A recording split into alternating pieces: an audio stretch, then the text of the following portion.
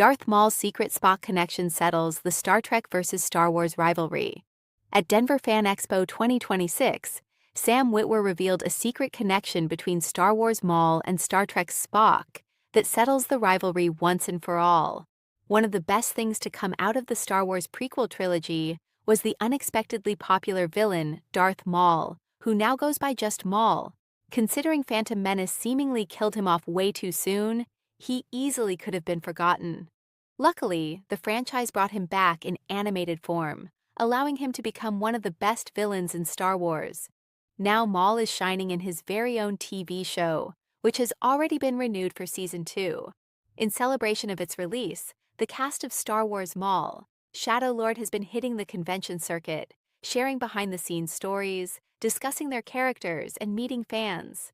While on-site at Denver Fan Expo 2026, where Screen Rant was the official media partner, I attended the Saturday afternoon Maul, Shadow Lord panel on Bluebird 1B main stage. Sam Witwer, Maul, Vanessa Marshall, Rook Cast, David W. Collins, Spybot, and Matthew Wood, General Grievous, all had exciting things to share.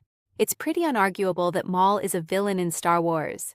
As such, Sam Witwer could very easily have flattened Maul down into the traditional archetype. But he resisted this idea. He instead chose to portray the character as a good person who does bad things because he doesn't know any other way. This was all rooted in a statement from Leonard Nimoy that shaped his perspective on both acting as a whole and on the character.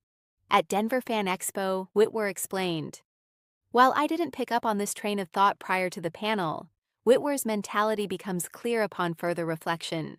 There are clear glimmers of him having good intentions throughout Star Wars." Maul, Shadow Lord. Season 1. Looking back at it, there are moments where Maul does actually seem to connect with Devon, but they are largely overshadowed by his manipulating her and tearing her down. That's where Darth Sidious's training comes in.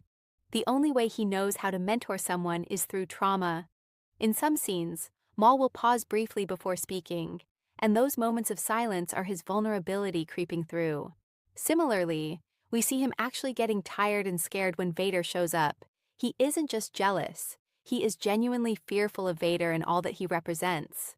On top of that, there is the scene where he has a breakdown, realizing the life that Darth Sidious stole from him. In the panel, Sam Witwer also specifically referenced the scene at the end of Maul, Shadow Lord, where he betrays Doki as an example of him being a good person who shows his intentions in bad ways. He tried telling Doki that he couldn't win the battle by following the Jedi way. Doki didn't listen. Ultimately, Witwer said that Maul saw Doki dying as a sacrifice necessary to save Devon. I think it's clear that Maul will never get redemption. However, the new perspective on the character really frames the show differently, and that all comes back to Leonard Nimoy's interpretation of Spock.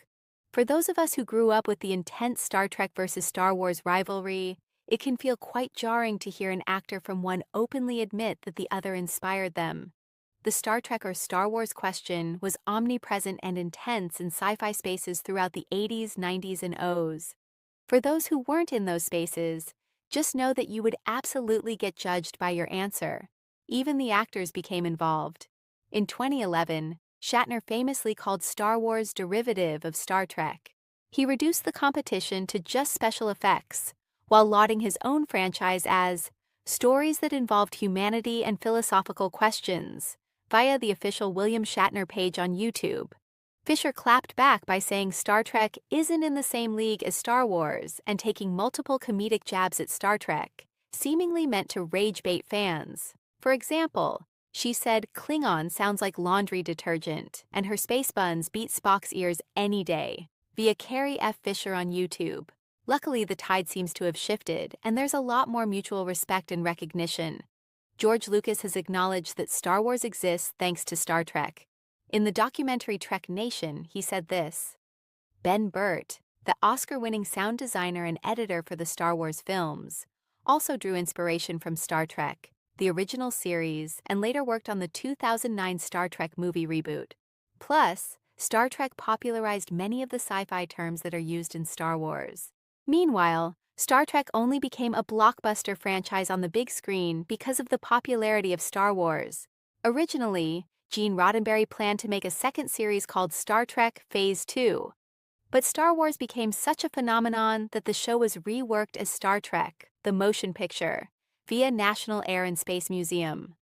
Most Star Trek movies used industrial light and magic, the SFX house created for Star Wars. At the 15th Annual Star Trek Convention in Las Vegas in 2016, William Shatner also acknowledged that Star Trek exists today because of Star Wars, even though the TV show technically came first, via Mashable. He said, "Even though the franchises are considered rivals, it's clear that both Star Wars and Star Trek benefited from each other's existence. They have an interconnected history that cannot be erased. No matter how much people have previously pushed the rivalry between them, they still continue to shape each other to this day, which is clear from Sam Witwer's comments about Maul and Spock. The good news is that it seems the rivalry is finally dying. Star Trek and Star Wars are clearly better friends than they are enemies. It's a relief that there isn't as much tension between the fandoms of two franchises. Those of us who love Star Trek and Star Wars finally don't have to defend ourselves constantly. More people are coming to recognize that Star Wars and Star Trek differ in narrative style and tone, and that's okay. Both have value in the world of sci-fi and space operas. Thank you for watching. Write what you think about it. Subscribe to the channel,